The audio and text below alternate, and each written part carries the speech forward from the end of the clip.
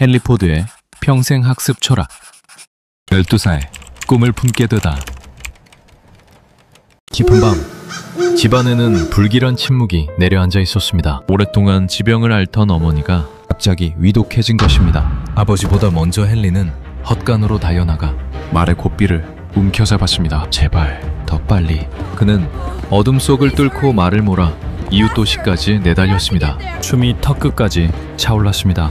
멈출 수 없었습니다. 하지만 아무리 빠르게 달려도 그와 어머니 사이의 거리는 줄어들지 않는 것만 같았습니다. 기적처럼 의사를 모셔왔지만 집 문을 여는 순간 모든 것이 늦었습니다. 침대 위에서 차갑게 식어가는 어머니. 헨리는 오래도록 말을 잇지 못했습니다. 조금만 더 빨랐다면. 죄책감은 어린 소년의 가슴을 짓눌렀습니다. 그때 문득 그의 머릿속에 하나의 생각이 스쳤습니다. 말보다 더 빠르게 달릴 수 있는 것이 있다면 어머니는 살 수도 있었습니다.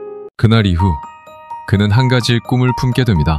말보다도 빠른 탈 것을 만들고 말겠어. 시간과 기술이 생명을 바꾸는 순간을 나는 보게 된 것이었다. 어린 소년이기엔 너무 무거운 깨달음이었습니다. 말을 아무리 세차게 몰아도 닿지 않던 그 거리. 헨리는 그것을 평생 잊지 못했습니다. 그 간극을 줄이는 것이 나의 숙명이라고 생각했다. 그에게 이 경험은 단순한 슬픔이 아니었습니다.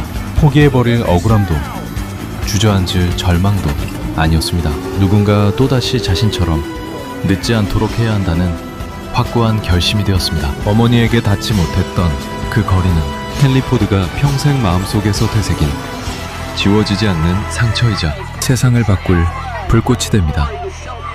헨리는 공부보다 기계가 좋았습니다. 왜냐하면 세상을 움직이는 건 글자가 아니라 기계의 소리라고 믿었기 때문입니다.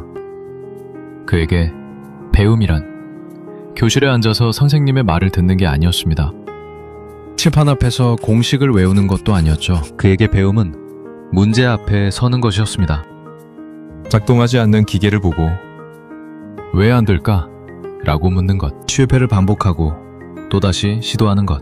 그리고 마침내 답을 찾아내는 것. 16살이 되던 해 헨리는 결심했습니다. 농장을 떠나 디트로이트로 가야겠다고 말이죠.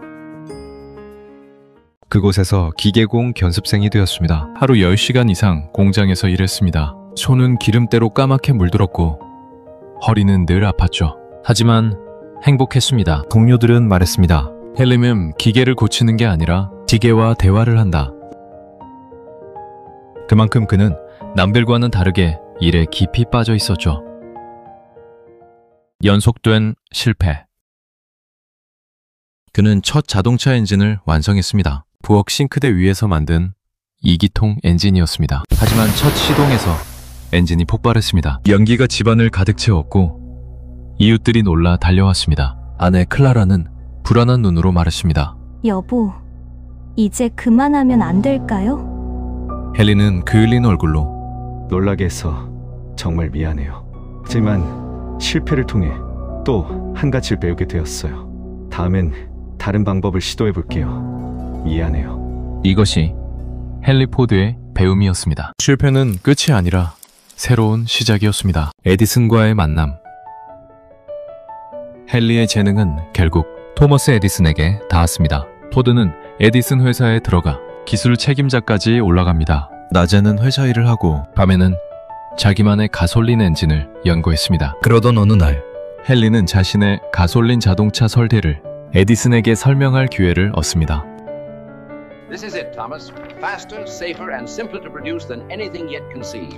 그거야. 그건 세상을 바꿀 아이디어야. 헨리의 가슴은 불덩이처럼 뜨거워졌습니다. 세상에서 가장 위대한 발명가에게 자신의 꿈이 가능하다는 인정을 받은 것입니다. 그날 밤 헨리는 자신의 일기에 이렇게 남깁니다. 나는 혼자가 아니다. 내 길은 틀리지 않았다. 40세. 모든 것을 버리고 창업하다. 에디슨 회사에서 기술 책임자란 직함은 누가 봐도 안정적이고 성공한 삶이었습니다. 하지만 헨리의 가슴 속 엔진은 멈추지 않았습니다. 그는 모든 것을 내려놓고 포드 자동차 회사를 설립합니다. 미국에는 제대로 된 자동차 제조사도 없었죠. 사람들은 말했습니다. 말이면 충분하지. 왜 시끄럽고 위험한 기계가 필요해? 자동차라는 건 부자들만의 장난감인 거야. 하지만 헨리는 믿었습니다. 언젠가 모든 사람이 자동차를 타게 될 거란 것을요. 헨리 포드의 자동차 회사가 1년 반 만에 문을 닫게 됩니다.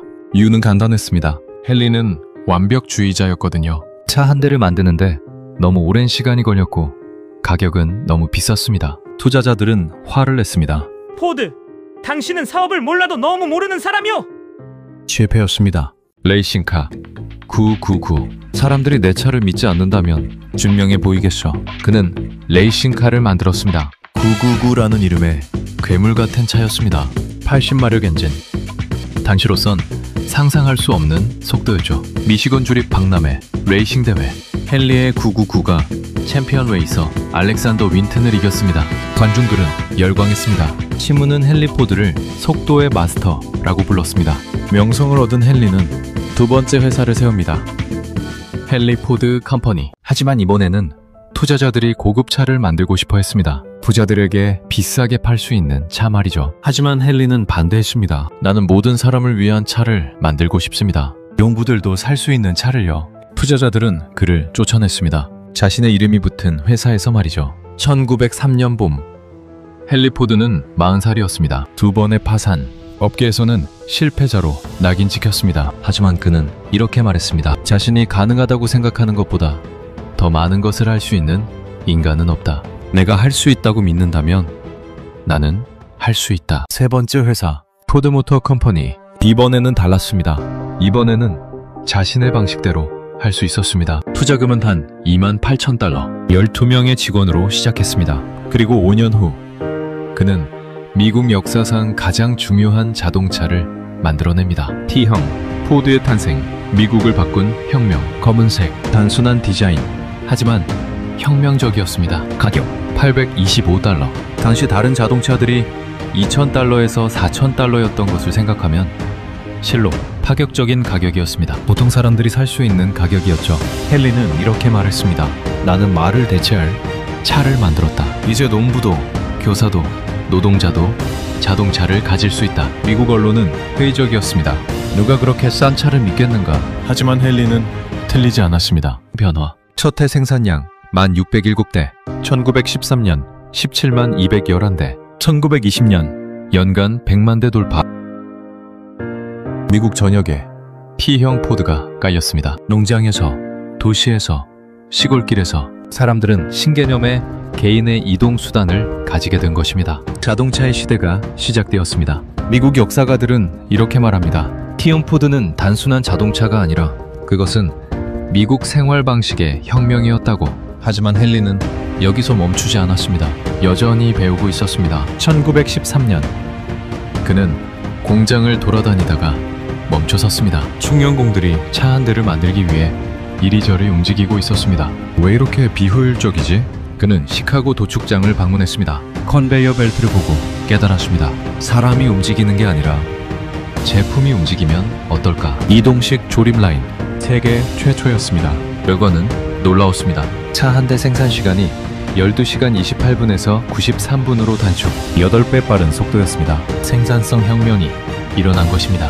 그리고 이것은 20세기 모든 제조업의 기준이 됩니다. 5달러의 기적.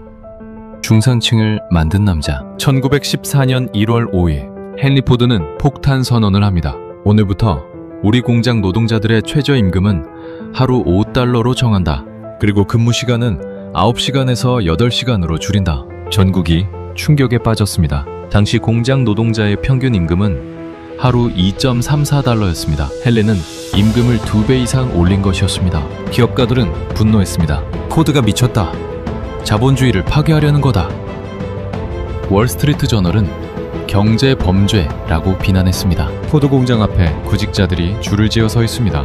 또 다음날 포드 공장 앞에 10,000명이 넘는 사람들이 줄을 섰습니다. 헨리의 계산은 정확했습니다. 높은 임금은 노동자들의 충성심 증가, 그리고 이직률의 감소와 숙련도 향상을 야기하여 생산성 증가를 가져다 준다는 것을요. 그리고 무엇보다 중요한 것, 내 노동자들이 내 차를 살 수 있어야 한다. 이것이 헨리 포드의 철학이었습니다. 자신의 제품을 만드는 사람이 그 제품을 살 수 없다면 뭔가 잘못된 것이라고 믿었습니다. 역사가들은 이것을 포디즘이라고 부릅니다. 대량 생산과 높은 임금의 결합, 그리고 이것이 미국 중산층을 탄생시킨 시작이었습니다. 1920년대 미국은 변했습니다. 노동자들은 자동차를 소유했습니다. 주말이면 가족과 함께 드라이브를 했습니다. 도시를 벗어나 시골로 갈 수 있었습니다. 새로운 일자리를 찾아 다른 도시로 이동할 수 있었습니다. 자동차는 단순한 이동수단이 아니었습니다. 그것은 자유였습니다. 기회였습니다.